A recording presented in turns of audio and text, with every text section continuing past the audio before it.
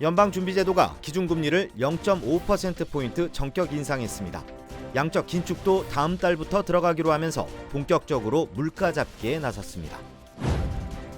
캘리포니아주가 첫 주택 구입자에게 모기지 다운 페이먼트를 이자 없이 제공하는 프로그램을 시작합니다. 직접 거주하는 경우에만 해당되며 카운티 중간소득의 80% 이하인 주민들이 대상입니다. 엘라베마주의 한 교도소에서 교도관이 수감자와 함께 사라져 경찰이 수사에 나섰습니다. 조사 결과 두 사람이 특별한 관계였고 교도관이 도주를 도왔다는 정황이 드러났습니다. 오늘부터 뉴저지주 전역 비즈니스의 모든 일회용품 사용이 금지됐습니다. 환경보호를 위한 취지지만 소비자들과 상공인들에게 너무 과한 부담을 지우고 있다는 지적이 나오고 있습니다. 여러분 안녕하십니까? 5월 4일 첫 소식입니다. 미국 연방준비제도가 오늘 기준금리를 0.5%포인트 전격 인상했습니다. 한 번에 0.5%포인트를 올린 건 22년 만입니다. 워싱턴에서 김수진 특파원입니다. 미국 연방준비제도가 기준금리를 0.5%포인트 인상한다고 밝혔습니다. 이에 따라 0.25에서 0.5%였던 미국 기준금리 범위는 0.75에서 1%로 올라갔습니다. 40년 만에 최악을 기록하고 있는 물가 상승을 잡기 위해 신속하게 대응할 필요가 있다고 했습니다. Inflation is much too high, and we understand the hardship it is causing, and we're moving expeditiously to bring it back down. 또 우크라이나 전쟁이 계속되고 있고 중국 코로나 상황이 악화돼 공급 문제가 다시 불거질 수 있어 물가 상승 우려가 여전하다고 지적했습니다. 연준은 또 다음 달부터 코로나 대유행 이후 시장에 풀었던 자금을 회수하는 양적 긴축에도 나서기로 했습니다. 만기가 돌아온 채권을 더 이상 보유하지 않고 매각하는 방식으로 시장에 풀었던 달러를 회수할 계획인데 양적 긴축 규모를 950억 달러까지 늘릴 방침입니다. 추가 금리 인상과 관련해 파월 의장은 향후 두어 번의 회의에서 0.5%포인트 추가 인상을 검토하고 있다고 밝혔습니다. 하지만 시장 전문가들이 예상하고 있는 이른바 자이언트 스텝, 즉 0.75%포인트 인상은 적극적으로 고려하고 있지 않다고 덧붙였습니다. 0.75%포인트 인상을 배제한다는 파월 의장의 발언이 알려지면서 뉴욕 증시는 급등 마감했습니다. 워싱턴에서 MBC 뉴스 김수진입니다. 캘리포니아주에서 첫 주택 구입자에게 다운 페이먼트를 이자 없이 제공하는 파격적인 새 프로그램을 시작합니다. 캘리포니아주 주택금융국은 치솟는 주택 가격으로 집을 사기 더 어려워지면서 첫 주택 구입자들에게 가격의 최대 10%까지 이자율 0%로 대출해주는 Forgivable Equity Builder Loan 프로그램을 시행한다고 밝혔습니다. 자격 대상은 첫 주택 구입자로 본인이 직접 거주할 목적으로 집을 구입하는 경우에만 해당되며 연소득이 주택이 위치한 카운티 중간소득의 80% 이하인 주민들입니다. 구입하고자 하는 주택의 위치에 따라 자격 소득 기준이 달라지게 되는데 LA 카운티 기준은 연소득 68,880달러 이하의 주민들이 프로그램의 혜택을 받을 수 있습니다. 이 프로그램을 통해 구입한 주택에서 5년 이상 거주할 경우 대출금 전액이 탕감되며 5년 미만으로 거주한 뒤 이사할 경우 대출금을 갚아야 합니다. 프로그램에 대한 자세한 사항은 캘리포니아주 주택금융국 웹사이트에서 확인할 수 있습니다. 엘라바마주의 한 교도소에서 여성 교도관이 수감자의 정신 감정을 받기 위해 함께 구치소를 나선 뒤 사라졌습니다.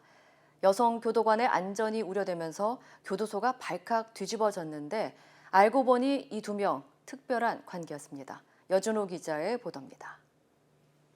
살인 혐의로 복역 중인 수감자 케이시 화이트를 차에 태워 구치소를 나서는 교도관 비키 화이트.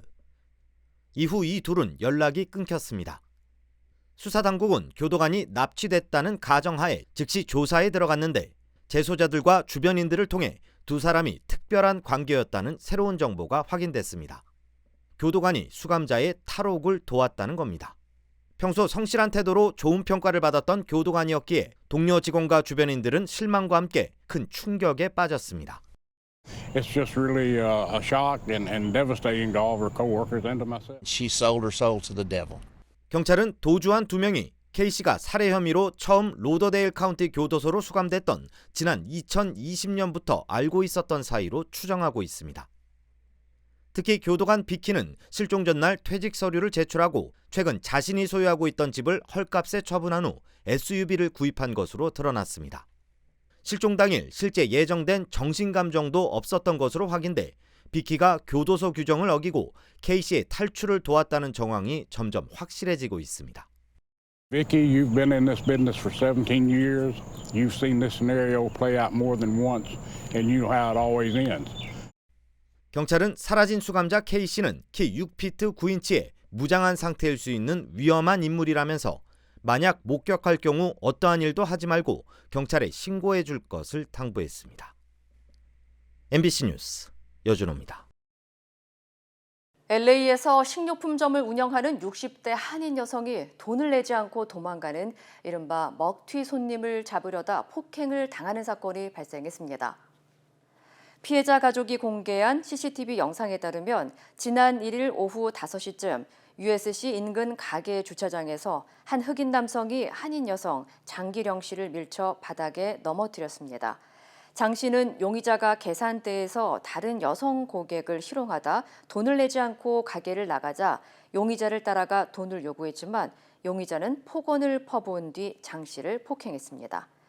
장 씨는 온몸에 타박상을 입고 다리를 크게 다친 것으로 전해졌으며 이전부터 고객들로부터 언어와 신체적 폭행을 당해온 것으로 알려졌습니다.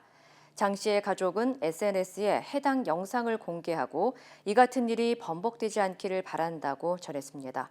이번 폭행 사건은 경찰에 신고된 상태며 아직 용의자의 행방과 신원 파악은 되지 않은 상태로 알려졌습니다. LA 한인타운에서 한인 여성 노인을 상대로 한 강도 사건이 또 발생했습니다. 사건이 발생한 건물 주민들에 따르면 오늘 오전 9시쯤 LA 한인타운 7가와 킹슬리에 위치한 고층 아파트에서 무장 강도가 노인에게 접근해 폭행하고 금품을 갈취한 뒤 경찰에 붙잡혔습니다. 특히 범인은 권총까지 들이대며 피해자를 위협한 것으로 알려졌으며 이 과정에서 피해자가 부상을 당했지만 생명에는 지장이 없는 것으로 알려졌습니다. 한편 신고를 받고 출동한 경찰은 건물에 숨어있던 용의자를 찾아내 체포하고 자세한 경위를 조사 중입니다. 오늘부터 뉴저지주 전역의 모든 소매점과 식당 등에서 비닐봉지 등 모든 일회용 용품 사용을 금지하는 법이 공식 시행됐습니다. 캘리포니아주 등 다른 주에서도 일회용 봉투 사용을 금지하고 있지만 종이 봉투까지 금지한 것은 뉴저지주가 처음인데요. 환경보호를 위해 필요한 조치라는 의견과 함께 소비자들의 불편과 소상공인들의 부담을 키운다는 반대 목소리도 나오고 있습니다. 홍지은 기자의 보도입니다. 물건을 계산하고 있는 마트 점원. 장본 물건을 재사용이 가능한 가방에 담습니다. 오늘부터 뉴저지주 전역의 소매점과 식당 등에서 비닐봉지와 스티로폼 용기 등 일회용품 사용이 전면 금지됐습니다. 이에 따라 고객들은 가방을 직접 가져가거나 매장에서 재사용 가능한 가방을 구매해야 합니다. Wednesday usually starts out a little quiet, which is good. Gives our cashiers a chance to rehearse their lines and their bagging and whatnot. So it's been pretty much seamless. 매장 면적이 2,500 스퀘어피트가 넘는 마켓의 경우 종이봉투 제공도 금지되며 유료 판매 역시 허용되지 않습니다. 캘리포니아와 뉴욕 등 다른 주에서도 일회용 봉투 사용을 금지하고 있지만 종이봉투까지 금지한 것은 뉴저지주가 처음입니다. We want to be able to kind of initiate a culture shift. You know, every day New Jerseyans use an average of 12 million single-use plastic bags. They also end up in our waterways, in our parks, and on the Jersey Shore. And nearly every single waterway in the state has microplastics in it. Microplastics have even been shown to end up in our bloodstreams. So, you know, what's good for the environment ultimately is good for us. 지난 2020년 필머피 뉴저지 주지사는 일회용품 사용 금지법에 서명했습니다. 18개월간의 유예 기간을 거쳤지만 주민들의 반응은 여전히 엇갈립니다. It's about time that we do something to stop what's happening with our environment. A lot of people don't keep bags. I don't keep bags. I think it's a good thing, obviously, because of, saving the environment and all that. But at the same token, it's something that we're not used to for decades after decades. 익히지 않은 육류나 생선을 담거나 의류나 음식 포장용의 안에 비닐봉지를 사용할 수 있고 플라스틱 빨대는 고객이 요청할 경우에만 제공할 수 있습니다. 연수입이 $50만 미만인 소규모 사업체는 합리적인 대안이 없다면 주정부에 1년간 면제를 신청할 수 있습니다. 일회용품 사용 금지법을 위반할 경우 최대 $5,000의 벌금이 부과됩니다. MBC 뉴스 홍지은입니다. 한국 정부가 앞으로 방역 상황에 따라 해외에서 입국하는 사람들을 대상으로 실시하는 PCR 검사를 추후 신속 항원 검사로 대체하거나 병행하는 방안을 검토하고 있다고 밝혔습니다. 이상원 중앙방역대책본부 역학조사분석단장은 질병관리청에서 열린 코로나19 정례 브리핑에서 항공업계에서는 해외 입국자들에게 요구되는 PCR 검사를 완화해달라는 목소리가 나오고 있다며 해외 입국자 증가와 방역 상황, 검사 수용 가능성 등을 고려해 현행 PCR 검사를 신속 항원 검사로 대체하거나 병행하는 안을 검토 중이라고 밝혔습니다.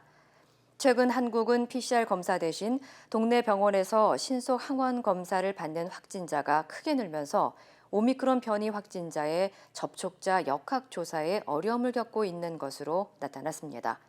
한편 미국 북동부에서는 오미크론 변이의 하위 변이가 계속 증가하고 있으며 특히 워싱턴과 하와이, 조지아, 메인, 미시시피, 네바다주에서는 일주일 전보다 50% 이상 증가했습니다. 미국의 한 여성이 가족과 함께 디즈니 월드에서 놀이기구를 타다 기념사진을 보고 남편의 외도를 알게 된 사연이 알려져 화제입니다. 뉴욕 포스트에 따르면 현재 두 자녀의 싱글맘인 나탈리는 자신의 SNS에 플로리다주 디즈니 월드에서 놀이기구를 타면서 서로 팔짱을 끼고 있는 전 남편과 유모의 사진을 공개하고 자신이 불륜 사실을 알게 됐다며 사연을 공개했습니다. 나탈리에 따르면 당시 자신은 딸과 함께 놀이기구의 앞좌석에 남편은 유모와 함께 뒷좌석에 앉았는데 놀이기구에서 자동으로 사진을 찍어주는 구간이 있었고 이로 인해 남편의 불륜을 알게 돼 결국 이혼했다고 전했습니다. 이어 지금은 아픔을 이겨내고 새로운 직업을 얻어 홀로 아이를 키우고 있다고 덧붙였습니다. 러시아의 우크라이나 침공으로 글로벌 에너지 시장이 요동치면서 미국의 천연가스 가격이 14년 만에 최고치를 경신했습니다. CNBC에 따르면 북미 천연가스 주요 가격 지표인 헨리허브 가스 가격은 오늘 장중한 때 9% 이상 상승해 100만 BTU당 $8,169까지 치솟았습니다. 이는 세계 금융 위기 당시인 지난 2008년 9월 이후 가장 높은 가격입니다. 전문가들은 러시아의 우크라이나 침공 이후 유럽 각국이 러시아산 에너지 의존도를 낮추기 위해 수입선을 미국까지 확대하면서 미국산 천연가스 수요가 크게 늘어나 가격이 급등하고 있다고 분석했습니다. 북한이 동해상으로 탄도미사일을 발사했습니다. 올해 들어 14번째 무력 시위입니다.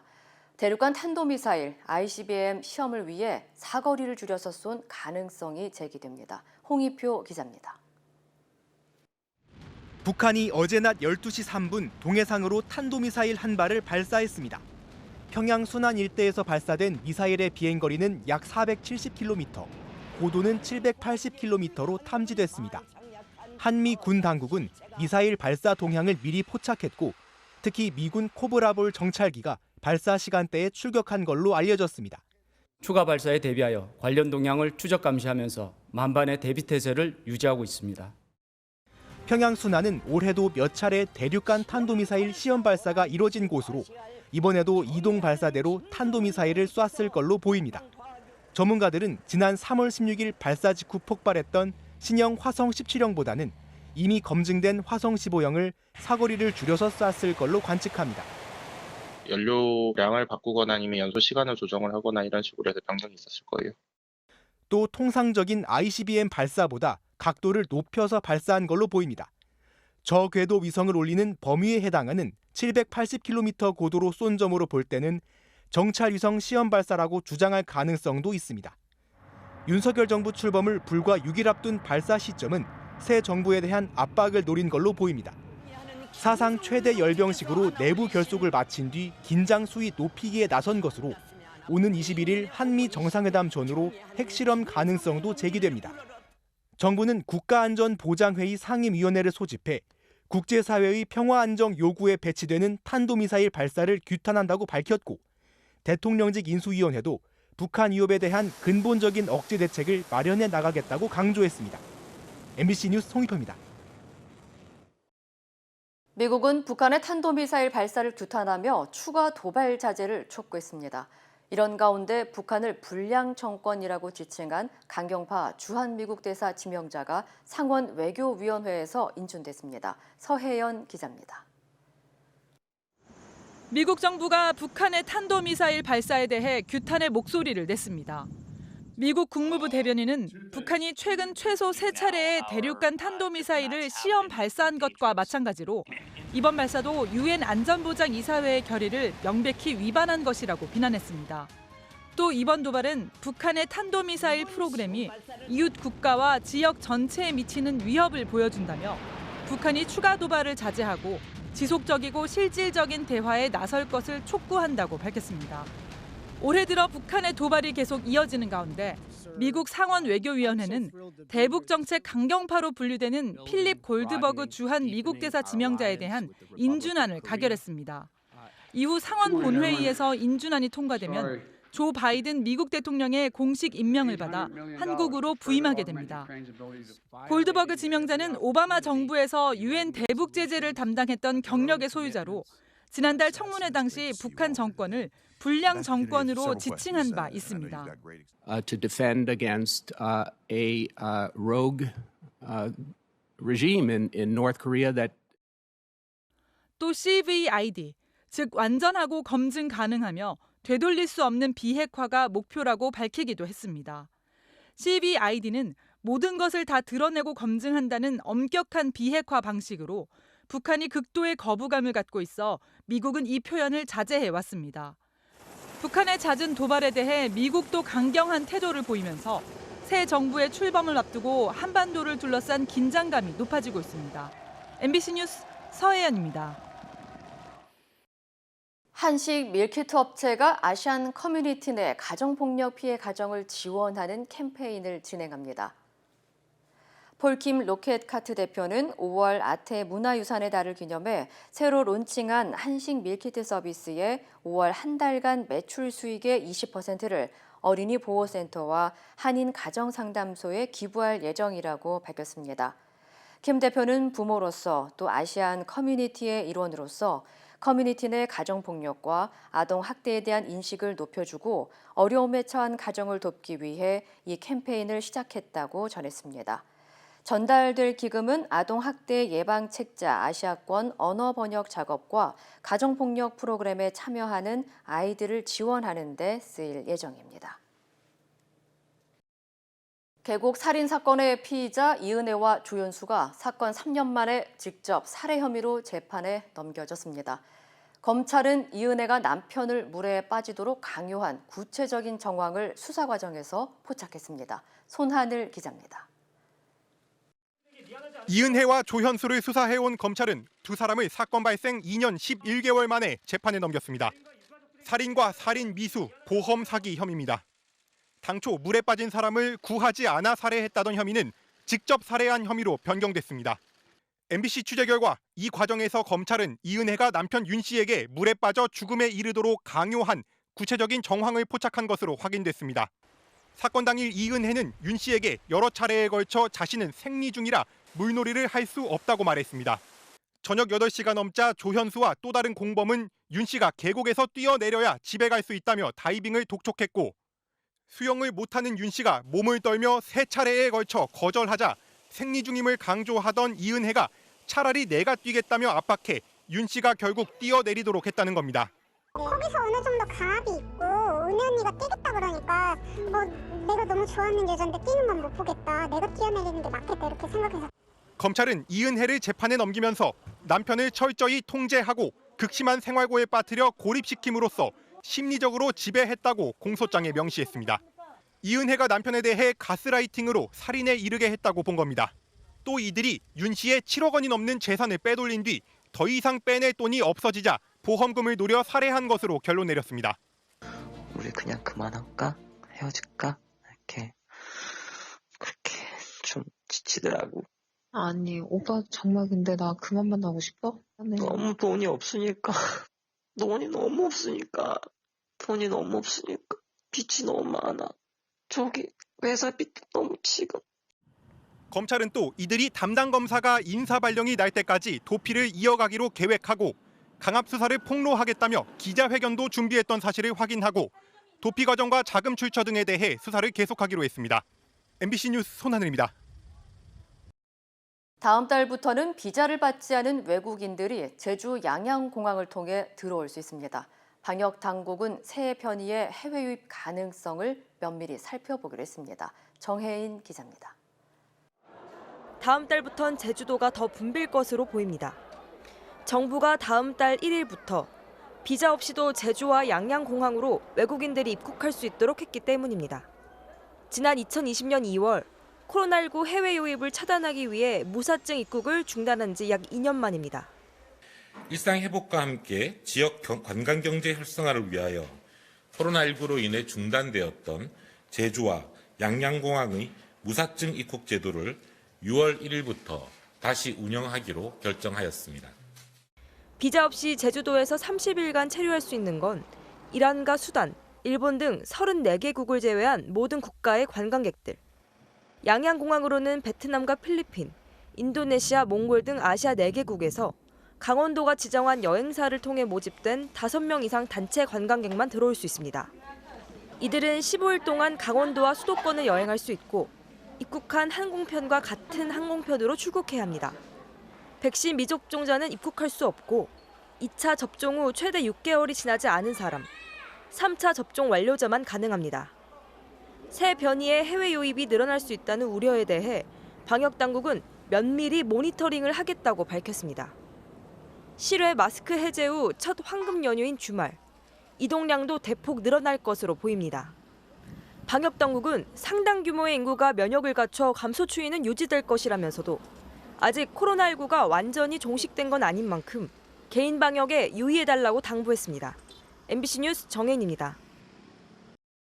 지난 1일 발생한 일본군 위안부 피해자 김양주 할머니의 발인이 엄수됐습니다.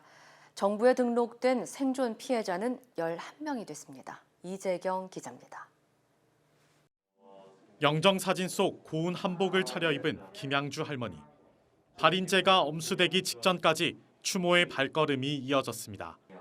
추모객들은 할머니의 영정에 고결을 상징하는 꽃과 함께 마지막 인사를 차례차례 건넨 다음 영정사진과 위패 뒤로 고인의 마지막 길을 함께했습니다.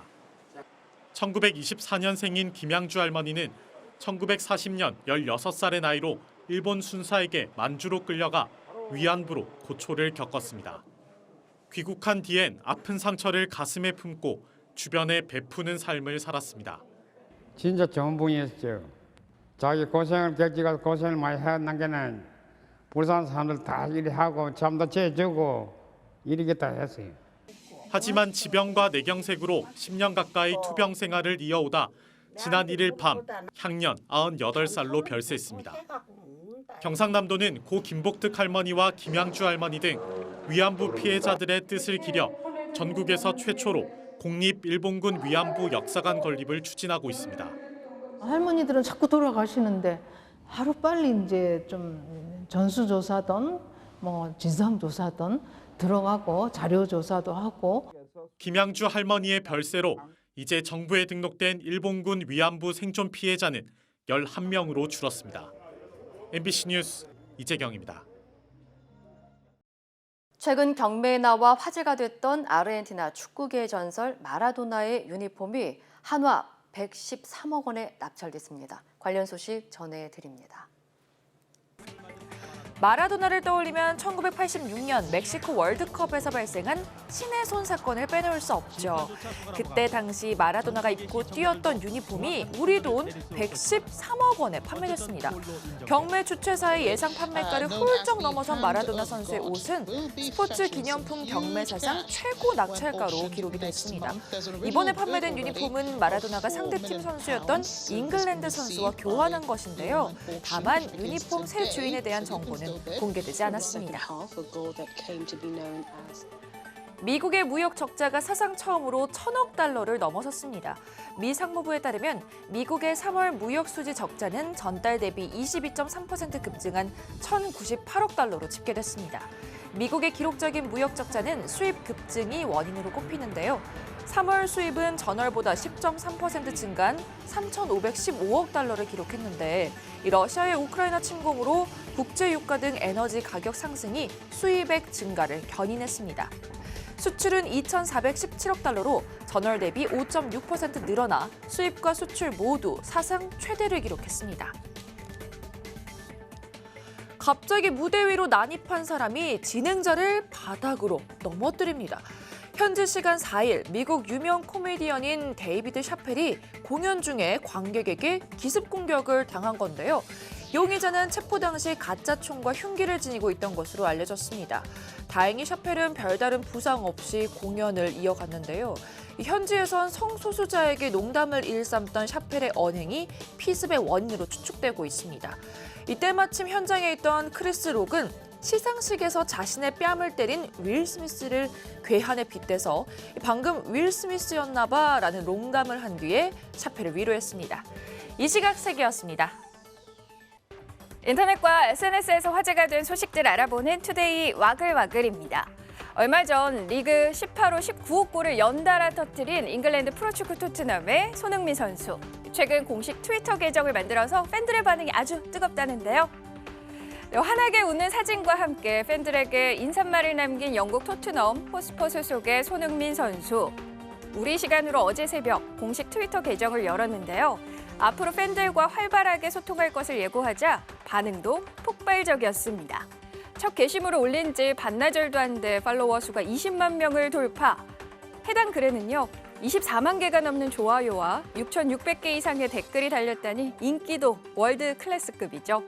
또 손흥민 선수는 트위터 스포츠를 통해 유창한 영어 실력으로 앞으로 팬들과 함께 축구와 취미까지 다양한 이야기를 할 수 있게 됐다는 육성 메시지도 남겼는데요.